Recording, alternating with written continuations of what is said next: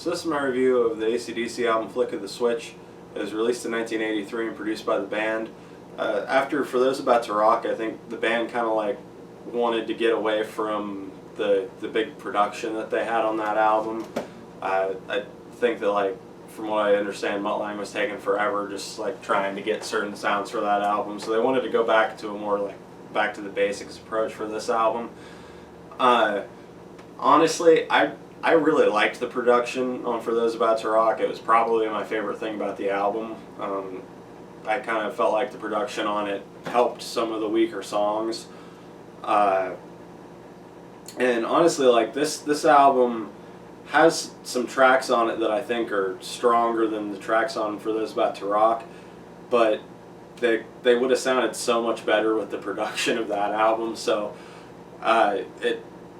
the production on this album isn't bad by any means, in my opinion. Like I think it sounds fine, but it just doesn't have like the power that the production on For Those About to Rock had. I think that a lot of the songs on this album would have sounded really good with that production. So the first song on the album, Rising Power, is a really good opening track. I actually think it's probably a better opening track than For Those About to Rock was, really. That song's always struck me as kind of starts out kind of weird and gets better as it goes on. This song is just great all the way through.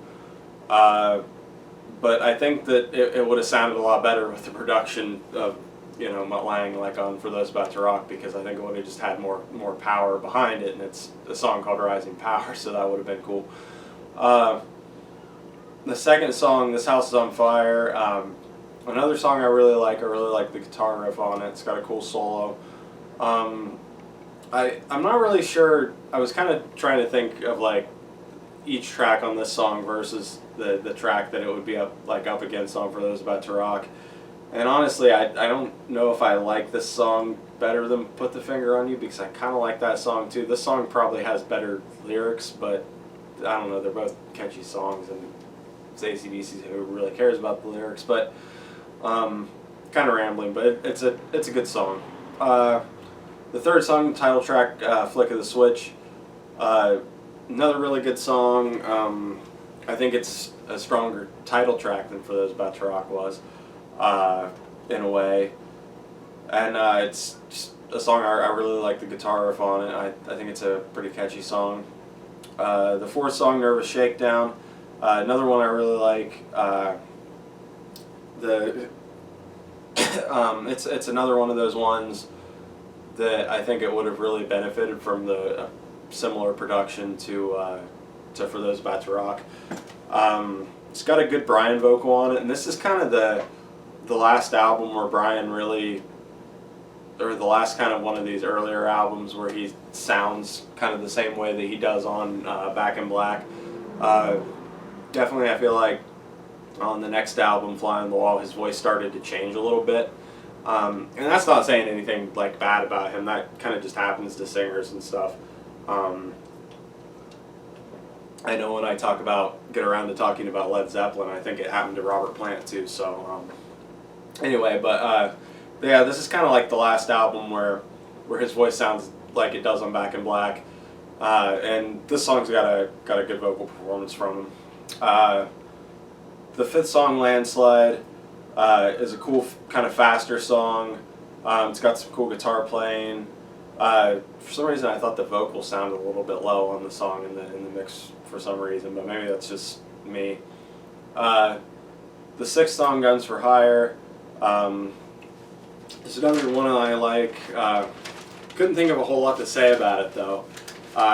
Just think it's got a kind of decently catchy chorus, kind of sticks in your head. The seventh song, Deep in the Hole, is another one it's solid enough, not really extremely memorable, but a decent track. And the eighth song, Bedlam in Belgium, this is kind of an interesting song for them, like lyrically at least, because they were writing about, I guess, like a riot or something that happened to one of their concerts in Belgium. So it's kind of interesting to hear them take on like a subject that they wouldn't normally. But that's kind of the most interesting thing about it. I mean, musically, it's not bad, but it's not like extremely catchy or anything.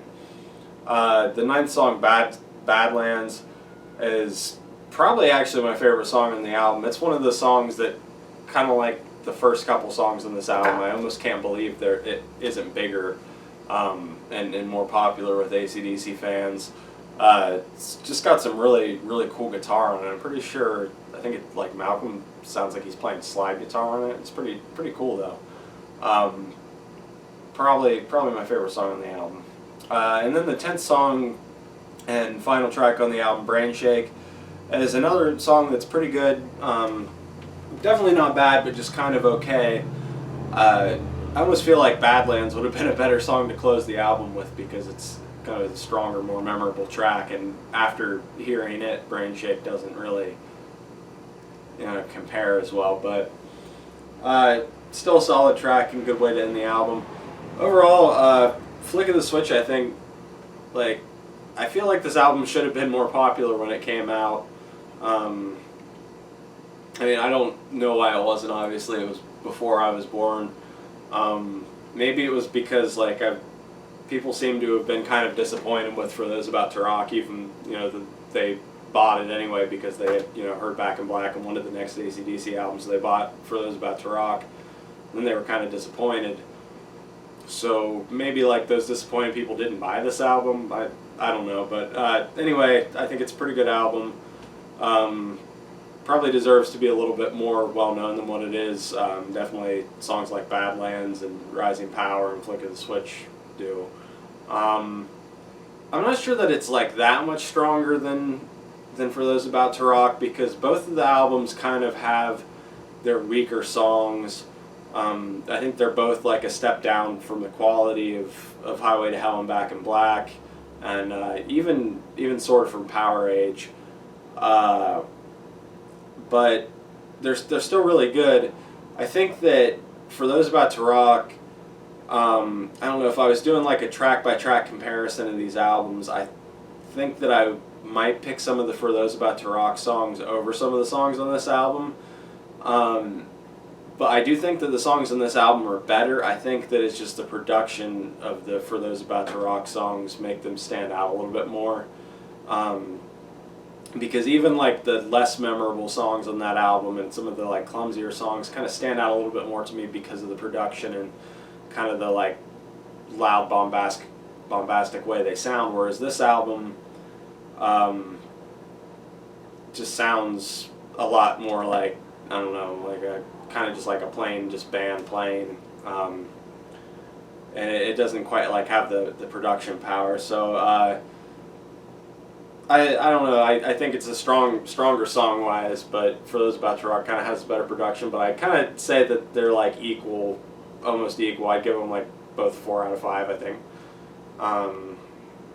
But they're kind of B-level AC/DC albums maybe. If I was putting Back in Black and Highway to Hell the A level, these would be B-level. I don't know. Maybe I should go to letters instead of number rankings. I don't know. I'm just kind of rambling at this point, but. Pretty good album. Definitely give it a listen. If you've listened to Back in Black and Highway to Hell and albums like that and like them, then definitely check this one out.